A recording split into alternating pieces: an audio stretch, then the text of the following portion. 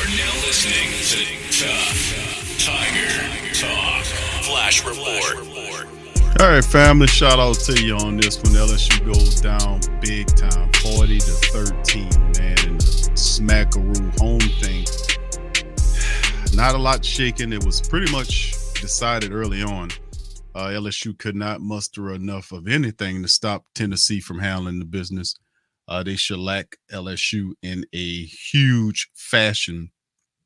And, it just shows that we still have a lot to do as a team in this thing. So I look at it, man, as a learning lesson for a young LSU team in this game. Now, looking at some of the team statistics that you've seen, 7-15 LSU on third down, total yards 501 to 355. This was absolute demoralization by the Tennessee Vols. Came here as a number 8 team in the country, and they sure looked like it too. They improved to 5-0, 2-0 in conference play. LSU just wasn't ready for what Tennessee put on the field. Not only did they dominate LSU from an offensive standpoint, they also dominated LSU defensively. They got after the quarterback. They had 5 sacks in the matchup on them, and they were able to stifle LSU's rushing attack. They totally one-dimensionalized the Tigers, and then put pressure on Jayden Daniels in the matchup. So, man, it was a tough day all around at home. The LSU at home in Death Valley, and LSU did everything they weren't supposed to do in this game. And Tennessee came into this thing confident. They were talking smack early on, and it just goes to show you the differences currently between some of the top teams in the country and the LSU Tigers right now. So here we go. Looking at the passing attack, 300 to 239 LSU. The rushing attack was just totally like the stat of the game, in my opinion. 262 was allowed by LSU on the ground, man, on 49. These people had almost 50 rushing attempts and averaged 5.3 yards per carry against LSU's defense. This total evisceration while just one-dimensionalizing them. 55 yards on 28 attempts, 2 yards per rush. Really shameful. But just like I said, total domination by the Volunteers today in the game. 12 penalties, and of course the referees gave them 12 penalties for 107. Didn't even make a difference. 9 penalties for 81 yards by LSU. They had 2 turnovers, which was an interception, and of course the fumble.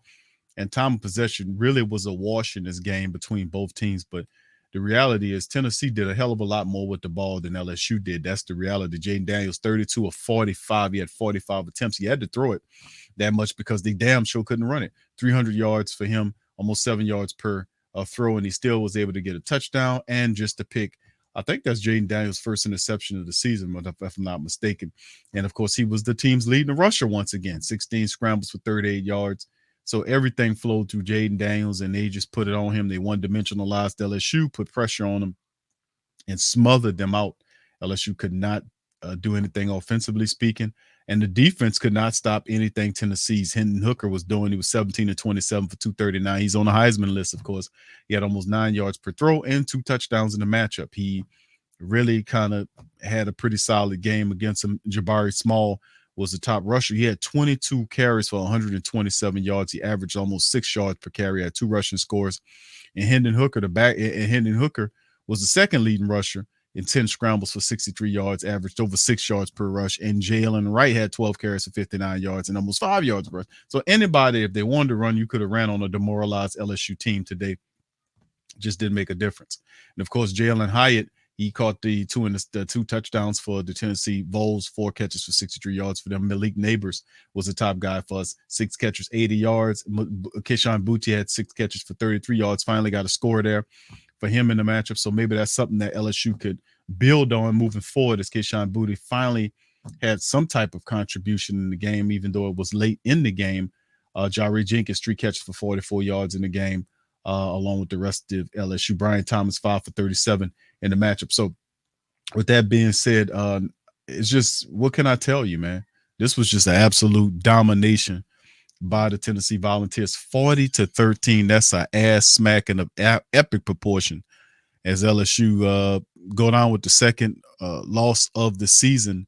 And like I said, this was a tough matchup, and also a sign is the kind of gauge where the LSU team was. By all accounts, if they won the Florida State game, they could have been walking to this thing 5-0, but 4-1 coming into it. Now they're 4-2, and now next week they got a afternoon matchup in Florida in the Swamp against the Gators, and that, my friends, will be a game to behold. It's LSU. I don't know if they'll retain their 25th ranker, but they'll be facing against a Florida team who is 4-2 as well as they are. So this will be an interesting and intriguing contest between both these clubs, and LSU has to get something going against this team. And of course, Anthony Richardson is their quarterback out there. He has over 1,000 yards, 1,100 yards, and precise 4 touchdowns, 6 interceptions. Not too much shaking there, but as a team, this is something LSU has to improve upon. They have to improve upon that offensive line play. They looked good the last 4 contests. It looked like they improved. We had some injuries that happened with Dellinger. He had an issue where he might have some extended time. They had to reshuffle offensive line. So this is the big part of emphasis now for Coach Kelly. He'll have to find out how LSU would kind of move forward, resituating this offensive line, and continue to try to see if they can get Kayshon Boutte and Jayden Daniels on the same page. And they need the running attack. LSU simply didn't have the running attack in here because the offensive line didn't open any holes up against the Tennessee Vols. Will this be the same thing going to the Swamp against Florida?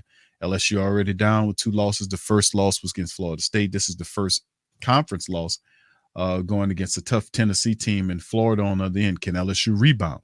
A lot of people in the matchup predictor says, 71%, they think that the Tigers will rebound and make something shake in the matchup. So only time will tell. But what say you, family out there that believe what will happen? But this is one of those situations that LSU has to improve. They have to improve. They have to learn from this ass whooping that they took at home to Tennessee and do better. So we'll see what that looks like on the flip side. Anyway, that'll do it for the broadcast today. I'd like to thank everybody for joining us for this afternoon broadcast on Tough Tiger Talk Watch Party. Once again, hit the like button, hit the subscribe button. Feel free to share our show's links on social media feed as well with other diehard LSU family members. So we go down in this one. Big loss to Tennessee, 40-13. But listen, the LSU will regroup. We got Florida coming up. Going to Florida next week. It's a 6 p.m. game, Central Time, that is. We'll have to go out there to the Swamp. It's always difficult to play out the Swamp. We got to handle the business, bottom line. Life in the SEC is never easy, and it's just how it goes. So with that being said, I'm clock out on that. I appreciate y'all. Thank y'all for joining me for the broadcast, and I'm going to holler at you on the next one. Peace, and go Tigers.